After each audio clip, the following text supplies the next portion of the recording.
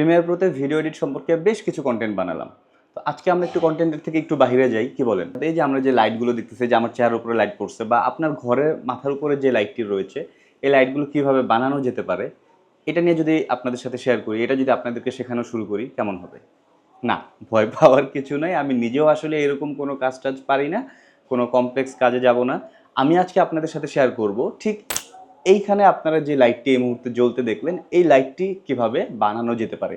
মজার বিষয় হচ্ছে এই লাইটটি আমি আপনাদের সাথে বানাবো Adobe Premiere Pro র মাধ্যমে। ইয়েস, আজকে আমি আপনাদের সাথে শেয়ার করব কিভাবে Adobe Premiere Pro তে আমরা ঠিক এইভাবে লাইট বানাতে পারি এবং সেটা আমাদের ফ্রেমে পজিশন অনুযায়ী বসাতে পারি, অর্থাৎ আসপেক্ট রেশিও মেইনটেইন করে বসাতে পারি, যেটা দেখতে অনেকটা রিয়েল মনে হতে পারে। তো চলুন কথা না বাড়িয়ে চলে যাই প্রিমিয়ার প্রোতে।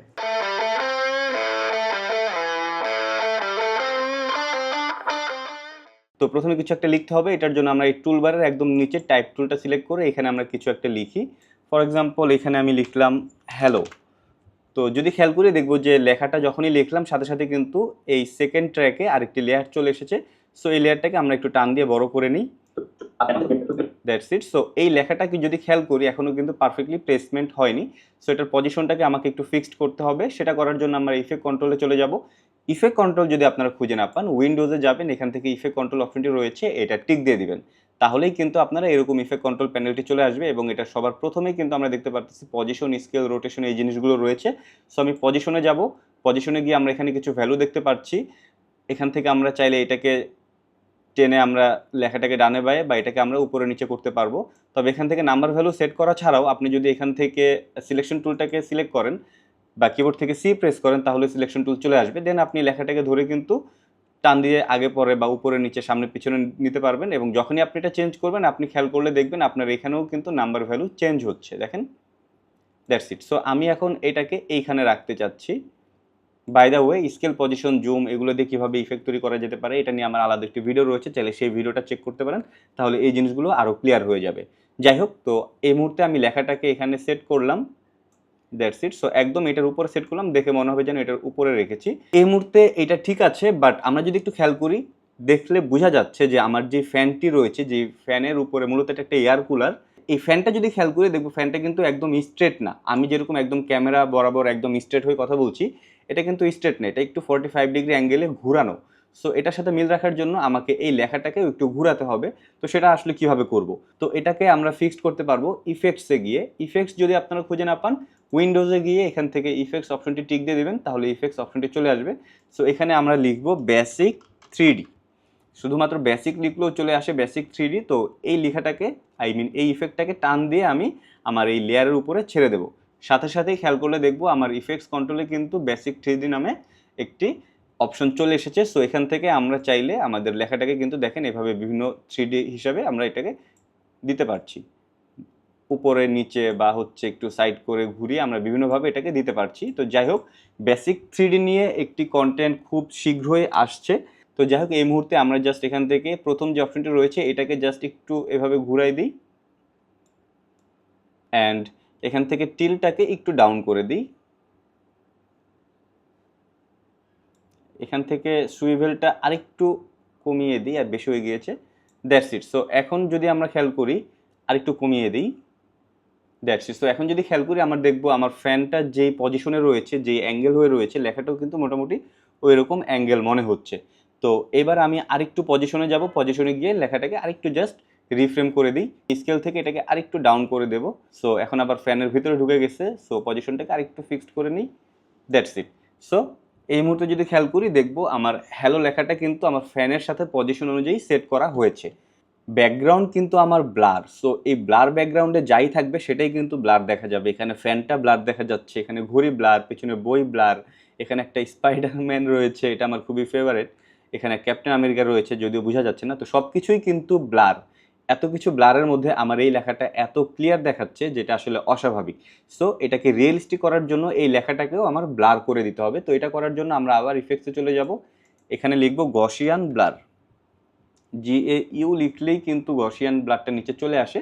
তো এই ব্লারটাকে আমরা এখন টান দিয়ে নিয়ে যাব এই লেয়ারের উপরে। সাথে সাথে আমরা দেখতে পারবো যে আমার ইফেক্টস কন্ট্রোলে কিন্তু গসিয়ান ব্লার অপশনটি চলে এসেছে এবং এখান থেকে আমরা ব্লারিনেসের ভিতরে যে নাম্বার ভ্যালুটা রয়েছে এই নাম্বার ভ্যালুটাকে জাস্ট বাড়িয়ে দেব।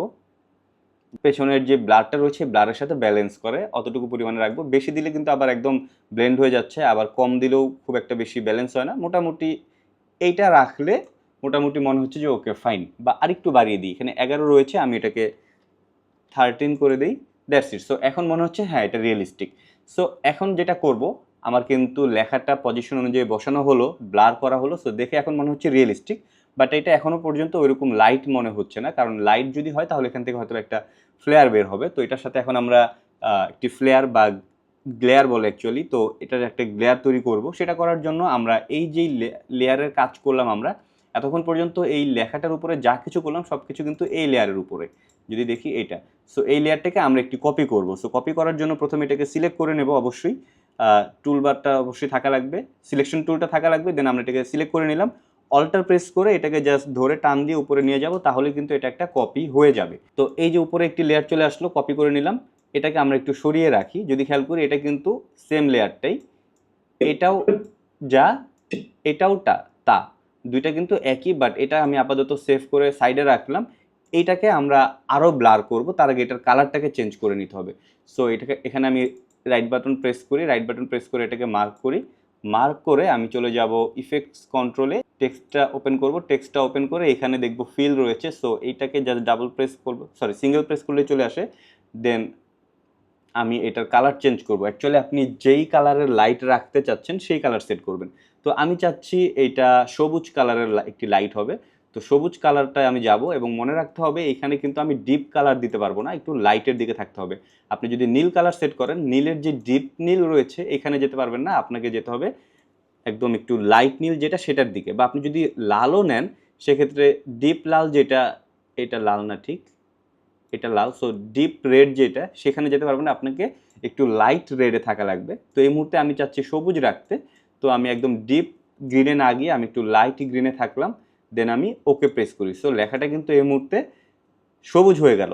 আগের লেখাটা ছিল সাদা এবং এই লেখাটা হয়ে গেল সবুজ।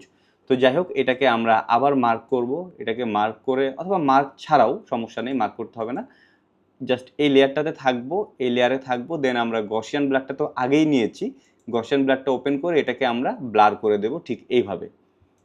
সো এখন কিন্তু এটা একদম ব্লেন্ড হয়ে গিয়েছে, লেখাটা কিছুই বোঝা যাচ্ছে না। এইটার উপরে এবার আমি এই লেখাটাকে টান দিয়ে নিয়ে আসবো, অর্থাৎ এই লেয়ারটাকে টান দিয়ে নিয়ে আসবো। সো দেখেন এখন দেখে কিন্তু মনে হচ্ছে এই হ্যালো লেখাটা থেকে একটি গ্রিন লেয়ার ছড়াচ্ছে। মূলত লাইট কিন্তু এরকমই, আপনি লাল লাইট, নীল লাইট, হলুদ লাইট, সবুজ লাইট, যেই লাইটই আপনি দেখেন না কেন, একদম সোর্সের দিকে তাকালে দেখবেন ওটা আসলে সাদা দেখা যায়, এবং এর পরবর্তীতে এর থেকে বিভিন্ন ধরনের লাইট ছড়াচ্ছে। সো এখানেও ব্যাপারটা ওরকমই, লাইটের একদম মেন সোর্স যেটা সেটা কিন্তু সাদা, বাট যেহেতু এটা সবুজ লাইট সো এটা সবুজ একটি গ্লেয়ার ছড়াচ্ছে। তো ভিডিওটি কেমন লাগলো জানাবেন। অ্যাডোব প্রিমিয়ার প্রো দিয়ে এরকম আরও নানা ধরনের ইন্টারেস্টিং ভিডিও সামনে আমি আনবো। তো যদি আপনারা দেখতে চান এবং জানতে চান তাহলে অবশ্যই আমার এই চ্যানেলটি এবং স্পেশালি আমার এই ভিডিওটি, স্পেশালি আমার চ্যানেলটিও লাইক, কমেন্ট, শেয়ার, সাবস্ক্রাইব করে সাথেই থাকবেন। ধন্যবাদ। আসসালামু আলাইকুম।